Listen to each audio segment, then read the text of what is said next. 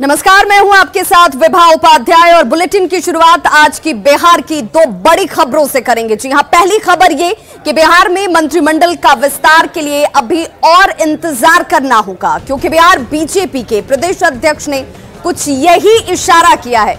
वहीं दूसरी बड़ी खबर विधानसभा से जुड़ी हुई है, जिसका आज शताब्दी समारोह है। मतलब यूं कहें कि आज की विधानसभा के 100 साल पूरे हो गए हैं। मौके पर आज कई खास कार्यक्रमों का आयोजन किया गया है। दोनों खबरों पर विस्तार से जानकारी आप तक साझा करेंगे।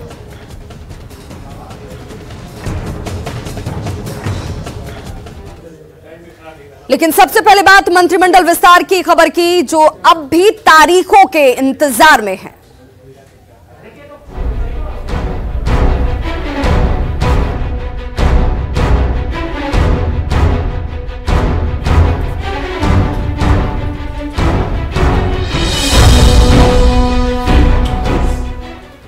तो बुलेटिन में बात बिहार में मंत्रिमंडल विस्तार की। जी हां, बिहार में जल्द ही मंत्रिमंडल का विस्तार होगा। बीजेपी प्रदेश अध्यक्ष संजय जायसवाल ने यह दावा किया है। विधानसभा सत्र से पहले मंत्रिमंडल का विस्तार कर लिया जाएगा, ये दावा इस वक्त किया गया है संजय जायसवाल की तरफ से। बिहार में जल्द ही मंत्रिमंडल का विस्तार होगा।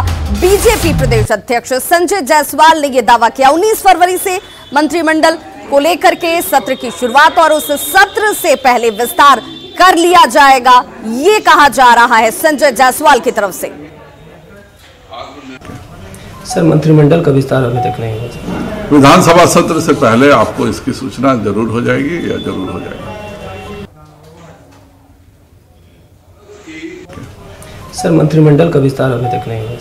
विधानसभा सत्र से पहले आपको इसकी सूचना जरूर हो जाएगी या जरूर हो जाएगी।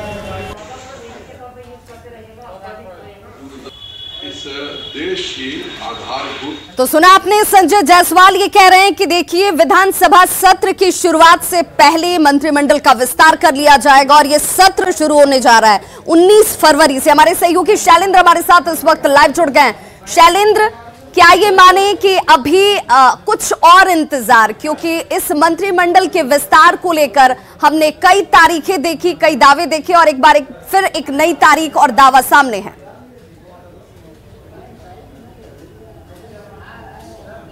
बिल्कुल, देखिए, बिहार में पहली दफा है कि सरकार के गठन होने के बाद, शपथ ग्रहण होने के बाद इतने दिन तक मंत्रिमंडल विस्तार नहीं हुआ हो। दावे कई बार किए गए, जदयू के द्वारा कहा गया था कि मुख्यमंत्री ने कहा कि बीजेपी ने लिस्ट नहीं दिया, जिसके कारण देरी हो रही है। अब बीजेपी के लोग कह रहे हैं कि सब कुछ हो गया है, विधानसभा के बजट सत्र के पहले सब कुछ कर लिया जाएगा। लेकिन आखिर देर क्यों हो रही है? सबसे बड़ा सवाल ये होता है कि देर क्यों हो रही है और इसका असर सरकार के कामकाज पर पड़ रहा है, क्योंकि एक मंत्री के पास 4-4, 5-5 विभाग हैं और ऐसी स्थिति में ये सबसे बड़ा सवाल है कि एक मंत्री अपने विभाग में कितने दिनों के बाद दोबारा जाता है।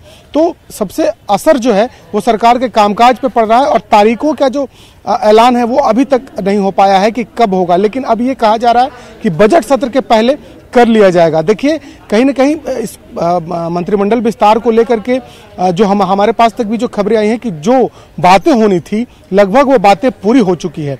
बीजेपी ने भी तैयारी पूरी कर ली है। शैलेंद्र, तो क्या ये माने कि जो 22 पद इस वक्त मंत्रियों के खाली हैं, उनमें बीजेपी कोटे से जिन संभावित नामों को लगातार हम दिखा रहे हैं, जेडीयू कोटे से जो संभावित नाम है उन्हें भी हम अपने दर्शकों तक पहुंचा रहे हैं, ये नाम अब कमोबेश कह लें कि पूरी तरह से फाइनल है और बस इंतजार उस तारीख का जब इसका विस्तार हो जाएगा?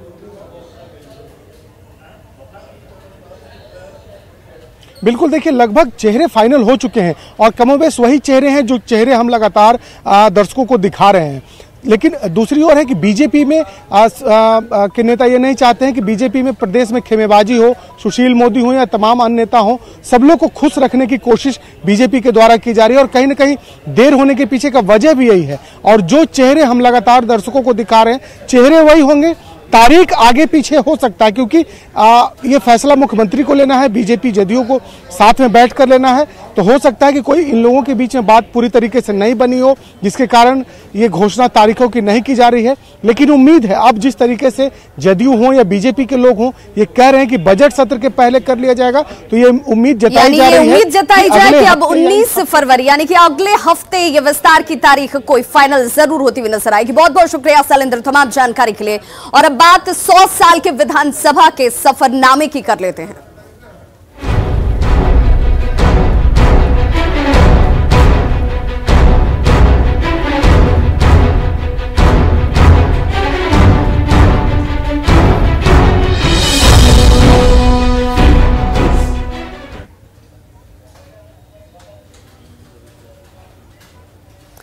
तो आज का दिन बिहार विधानसभा के लिए ऐतिहासिक दिन है। आज बिहार विधानसभा के भवन निर्माण के 100 साल पूरे हो गए हैं। इसके लिए भव्य तैयारी की गई है। बिहार विधानसभा को दुल्हन की तरह सजाया गया है। विधानसभा के सेंट्रल हॉल में आज शताब्दी समारोह का आयोजन होगा, जिसका उद्घाटन खुद मुख्यमंत्री नीतीश कुमार करने वाले हैं। उसके पहले विधानसभा अध्यक्ष विजय सिन्हा ने खुद इन तमाम तैयारियों का जायजा लिया। विधानसभा अध्यक्ष ने बताया कि ये दिन बिहार के लिए बेहद ऐतिहासिक है। तस्वीरें आपके सामने हैं। उन्होंने ये भी कहा कि शताब्दी समारोह 1 वर्ष तक मनाया जाएगा, जिसमें राष्ट्रपति और प्रधानमंत्री को भी आमंत्रण भेजा जाएगा।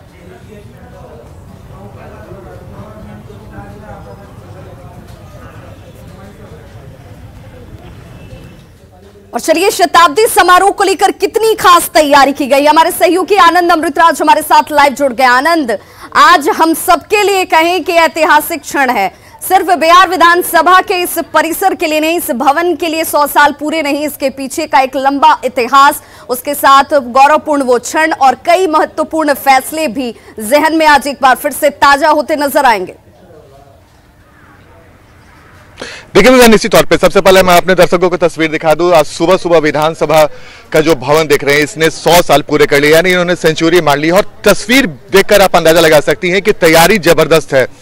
सदन के अंदर से लेकर सदन के बाहर तक इस पल को हर कोई यादगार बनाना चाहता है। बिहार विधानसभा अध्यक्ष ने कल देर रात तक तैयारियों का जायजा लिया और जाहिर सी बात है, आज 100 साल पूरा होने के मौके पे कई पूर्व विधानसभा अध्यक्ष, पूर्व मुख्यमंत्री, वर्तमान विधायक हो या भूतपूर्व विधायक हो, तमाम लोग यहाँ पे शिरकत करेंगे और नए विधायकों के गुर भी सिखा दिए जाएंगे। और साथ ही इस विधानसभा से जुड़ी हुई कई सारी यादें आज शेयर की जाएगी, जिसको नीतीश कुमार, सुशील मोदी, विजय चौधरी,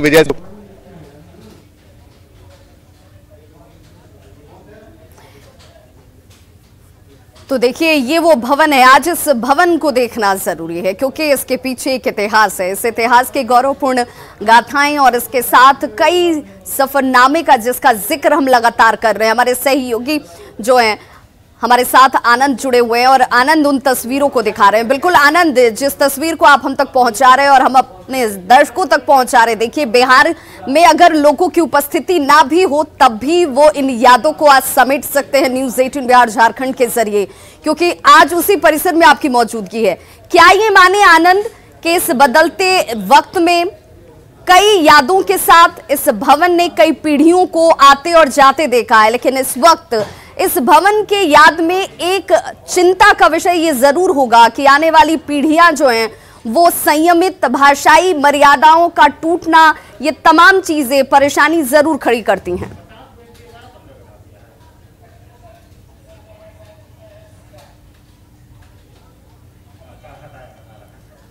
पर्यावरण को लेकर जल जीवन हरियाली जैसे फैसले लिए गए जो सर्वसम्मति से पास किया गया, लेकिन कई बार ऐसे मौके आए विधानसभा में जब मामला हाथापाई तक पहुंच गया, कई बार विवाद बहुत ज्यादा बढ़ गया। तो जाहिर सी बात है, अब हम विधानसभा के सत्र को जब हम लोग कवर करते हैं, 19 तारीख से बिहार विधानसभा का सत्र शुरू होगा और कई बार हम लोगों ने देखा है कि सदन की कार्रवाई शुरू होती है, सत्ता पक्ष और विपक्ष में इस तरीके से तीखे नोकझोंक होते हैं मानो जैसे युद्ध का मैदान हो। तो जाहिर सी बात है, तमाम विधायकों को संयमित भाषा का प्रयोग करना चाहिए, क्योंकि वो लोग हैं 243 बिहार विधानसभा में चुन कर आते हैं, जिनके ऊपर 12.5 करोड़ की उम्मीदों को पूरा करने की जिम्मेवारी है। तो जाहिर सी बात है, अगर आप अपने इमेज से मैसेज देने की कोशिश नहीं करेंगे, आप अपने क्षेत्र के विकास की बातें मजबूती से विधानसभा में नहीं उठाएंगे, तो कल के दिन बिल्कुल आनंद, हम आप तक पहुंचेंगे क्योंकि आज ये खबर भी और ये जगह भी दोनों ही बेहद महत्वपूर्ण हो जाते हैं, जिससे जुड़ी हर तस्वीर हम अपने दर्शकों तक लगातार पहुंचाते रहेंगे। फिलहाल इस खबर नवादा से, जहां पर यात्रियों से भरी बस अनियंत्रित होकर सड़क के किनारे पलट गई, हादसे का शिकार हो गई। इस हादसे में 2 महिलाओं की मौत हुई है और 6 से ज्यादा लोग जख्मी हो गए। घायलों को अस्पताल में फिलहाल इलाज के लिए भर्ती कराया गया है। तस्वीरें आपके सामने उस हादसे की जगह की जहां पर यह बस हादसे का शिकार हुई। मृतकों में नालंदा के नूरसराय और दूसरी बिहार शरीफ के मोगल कुआं की रहने वाली महिला थी। पटना रांची नेशनल हाईवे 31 और काराकूट घाटी के पास शिव शक्ति ट्रेवल्स हादसे का शिकार हुई। कहाँ से आ रहे थे आप? हम लोग टाटा से आ रहे थे सर। कौन से बस थी? शिव शक्ति बस था सर। कहाँ जा रहे थे आप? हम लोग बिहार शरीफ जा रहे थे सर। कहाँ एक्सीडेंट हो गया है? ये आपका सर जो बॉर्डर है बिहार शरीफ का, बस बॉर्डर से 3 किलोमीटर पहले टर्निंग के पास है सर। नवादा में परीक्षा ड्यूटी पर तैनात पुलिस कर्मियों पर परीक्षार्थियों के अभिभावकों ने जानलेवा हमला कर दिया। इस हमले में सिपाही पिंटू कुमार गंभीर रूप से घायल हुए और उसका इलाज फिलहाल सदर अस्पताल में जारी है। तस्वीरें देखिए किस दौरान पहले बकझक होती है और उसके बाद यहाँ पर जो परीक्षार्थी परीक्षा देने के लिए पहुंचे हुए थे उनके अभिभावकों की तरफ से ड्यूटी पर तैनात जवान के साथ मारपीट की जाती है, बदसलूकी की जाती है। अतौला रोड स्थित मानस भारती एजुकेशन कॉम्प्लेक्स में इंटर का परीक्षा केंद्र बनाया गया है, जिसकी तस्वीरें आप देख रहे हैं। पिंटू कुमार की तैनाती इसी जगह पर थी। सुबह में जब सिपाही पिंटू कुमार परीक्षा केंद्र पर पहुंचा तो परीक्षा केंद्र के मुख्य द्वार पर कई बाइक्स खड़ी की गई थी। सिपाही पिंटू कुमार ने जब इन अभिभावकों से बाइक को साइड करने के लिए कहा तो ये अभिभावक भड़क उठते हैं, धक्का मुक्की की जाती है और इसी दौरान शरारती तत्व ने ईंट उठाकर सिपाही पिंटू कुमार के ऊपर हमला कर दिया, जिसमें गंभीर रूप से सिपाही पिंटू कुमार जख्मी हो गए। घटना की जानकारी मिलने के बाद पुलिस बल मौके पर पहुंची, जिसके बाद स्थिति को फिलहाल नियंत्रण में किया गया और घायल सिपाही को अस्पताल में इलाज के लिए भर्ती कराया गया। तो 2 तस्वीरें आपके सामने, अभिभावकों का हंगामा किस तरीके से, और वो भी इसलिए कि सेंटर पर सिपाही पिंटू कुमार की तैनाती थी, ड्यूटी पर वो थे और बाइक यहां पार्क कर दी गई थी, जैसे साइड करने के लिए उन्होंने आग्रह किया, लेकिन आपा होते हुए अभिभावक यहां पर और सिपाही के ऊपर ही जानलेवा हमला कर दिया जाता है। दूसरी तस्वीर सदर अस्पताल की, जहां पर सिपाही इस वक्त इलाजरत। कल लोग एक टीम वहाँ थे, हम गेट के पास ही अंदर में था, उसको रास्ते पर था गाड़ी हमेशा आवागमन होती रहती है ऑफिसर लोगों का, इसीलिए उसको बोले बउआ कैंडिडेट को अंदर कर लिया तो तुम गाड़ी बाहर कर लो। उसी दरमियान बच्चे हटा रहे हैं ना, नहीं हटाया। लड़का लोग के जो गार्जियन तो वो लोग किए, गार्जियन करता है। अब ऐसे में सवाल खड़ा होता है कि ऐसे अभिभावकों से बच्चे यानी जो छात्र यहां परीक्षा देने के लिए पहुंचे हुए हैं वो क्या सीखने वाले हैं? ऑन ड्यूटी सिपाही से मारपीट कैसे की गई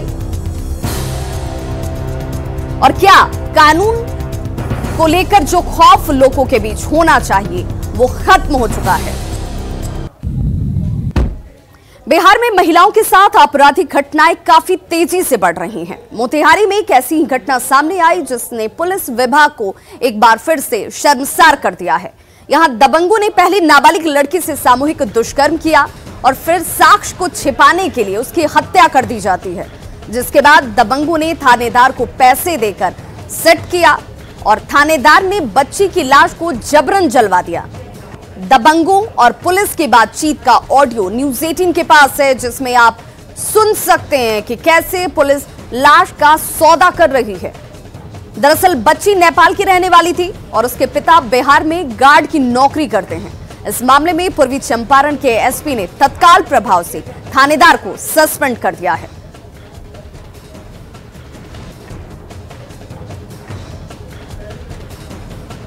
अपन ही लिखना है, क्योंकि वही लिख देना है कि अपन हाँ हमारी लड़की थी जो ठंडा से मर गई, ये लिखवा देना। ठंडी से मतलब गाला पढ़ाई हुई सब लिखवा तो फिर दिक्कत बस, लेकिन ठंडा से ठीक बा थाना अपन ही लिखना है, क्योंकि वही लिख देना है कि अपन हाँ हमारी लड़की थी जो ठंडा से मर गई, ये लिखवा देना। ठंडी से मतलब गाला पढ़ाई हुई सब लिखवा तो फिर दिक्कत बस, लेकिन ठंडा से ठीक बा।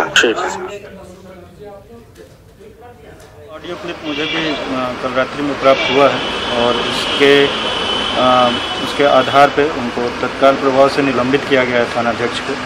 और आगे जांच कराई जाएगी उसकी एसडीपीओ से उस मामले की पूरी, और अगर उनकी संलिप्तता पाई जाएगी तो ऐसे लोग अगर कानून का खौफ पैदा करने की सोच रहे हैं तो सवाल उठना लाजमी है, जिन लोगों के ऊपर कानून व्यवस्था को बनाए रखने की जिम्मेदारी, अगर वो ही ऐसे कुकृत्य में शामिल होंगे तो कानून का राज कैसे स्थापित होगा। मुजफ्फरपुर में यौन शोषण का मामला सामने आया है। पीड़ित के मुताबिक विकास सहनी ने उसे धोखा दिया, जिसके मुताबिक मंदिर में शादी के बाद विकास ने उसने अपने घर ले जाने के बजाय किसी रिश्तेदार के घर पहुंचा और इस दरमियान पीड़ित गर्भवती हो गई।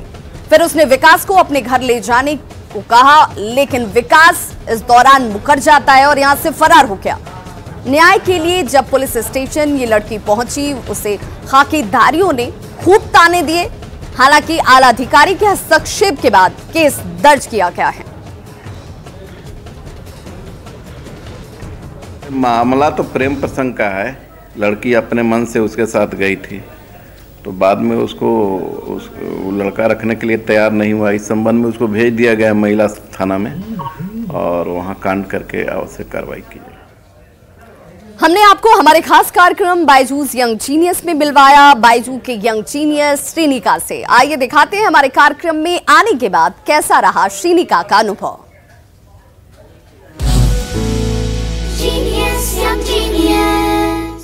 बायजूस यंग जीनियस में हम मिले एक ऐसी यंग जीनियस से जिनके जब पैर थिरकने लगे तो खुद राजकुमार राव भी उनसे सीखना चाहते थे। आइए बात करते हैं श्रीनिका पुरोहित से और जानते हैं कि उन्हें बायजूस यंग जीनियस में आकर कैसा लगा। Shrinika namaste. Namaste. How are you? I am doing good. How are you? Good. Did you enjoy yourself at Byju's young genius? Yeah I enjoyed a lot. मुझे वहाँ बहुत मजा लगा। It was a new platform. वहाँ बहुत सारे लाइट थे, वहाँ बहुत कलरफुल था। That was really fun. Rajkumar Rao के साथ आपने परफॉर्म किया ना इम्प्रॉम्प्टू, कैसा था वो? सबसे अच्छा लगा जब राजकुमार राव अंकल के साथ मैंने वो एक्ट किया, जब मैं अभिनय कर रही थी माता यशोदा और कृष्णा का। अब आप क्या कर रहे हो? I am also preparing for the olympiad and online classes भी हो रहे हैं। Okay Shrinika, I am going to say bye now. Thank you.